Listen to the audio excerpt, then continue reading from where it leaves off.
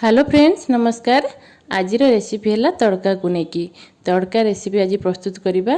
चलतु सीधा तड़का केमती प्रस्तुत करें देखा। तड़का अपन पैकेट तड़का गोटे मिले सब मिसिकी माने आसे पैकेट रे सेटा नहीं पारे ना घरे आप भी प्रस्तुत करें। सब प्रकार डाली को मिसेकी राजमा आ काबुली बुट आ बुट बिरी टिके अल्प मसूर टिके मसूर डाली ताको मिसेई करि परिबे नहे आपण एमती माने रेडी पैकेट जो आछी सेटा को आनी भी भिजेई करि परिबे। ताको भिजेई देबे धोईकी भलो भाबरे तापरे ताको माने बेसी सिजेबे नै हुइसिल जिते समय बेसी समय टे भिजे देथिले गोटे हुइसिल भी हो जिवो नहले आपण दुईटा हुइसिल दे परिबे। मु सिजिला बेले अदा और कंचा लंका टिके छेचिकी ता देहरे पकाए मु स्किप कर जाईची वीडियो करनी भूल जाईची। आपण अदा और कंचा लंका टिके पकेकी लूण हल्दी देके ताको टिके सिझे देबे जहाँद्वारा कि बास्नाटा भल हुए। आउ तापरे आमे तेल तो माने कढ़ई गरम करी तेल पकेबा ता धरे जीरा तेजपत्र आउ माने कंचा लंका कि सुखिला लंका आपण जहाँ पकई पारिबे। ता धरे रसुण मु छोट छोट किछि काटिकी रखिथिली बढ़िया फ्लेवर आसे टेस्ट भी बढ़िया लगे।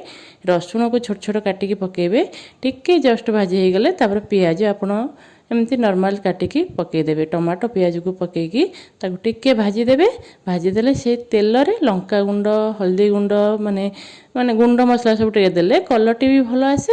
आ तापरे अदा रसुण रो पेस्ट मो गोटे चामच नै कि से दिरे मसला बेसी दबा दरकार नाही जेहेतु हमें रसुण छोट छोट काटिकी पकईचंती पियाज भी पकईचंती अदा रसुण रो गोटे चामच आपण टिके कसी देबे। तापरे कस्तूरी मेथी टिके पकईकी ता धरे भलो भाबरे कसी देबे। आ तड़का मसलाटा पकईले तार फ्लेवरटा भलो आसे।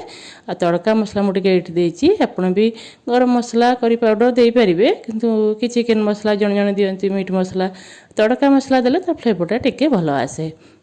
तड़का मसला टे पकईकी आमे टिके ताकू कसी दबा 2 मिनिट पई तापर कसी हो गले तमे जो तड़काटा को सिजेकी रखिथिले टे भल भाबरे कसी हो जिवो। तड़काटा बेसी सिजेबेनी बेसी सिजिले माने डाली भलिया पूरा मेल्ट लागे माने अल्प टिके माने माने सिजी जाइथिबो किंतु गोटा गोटा देखा होथिबे आपण जानि परथु देखिकी सेई टाइप रो सिजेकी तार मसला कसी हला परे तड़का को सेदिरे आमे ढाई दबा।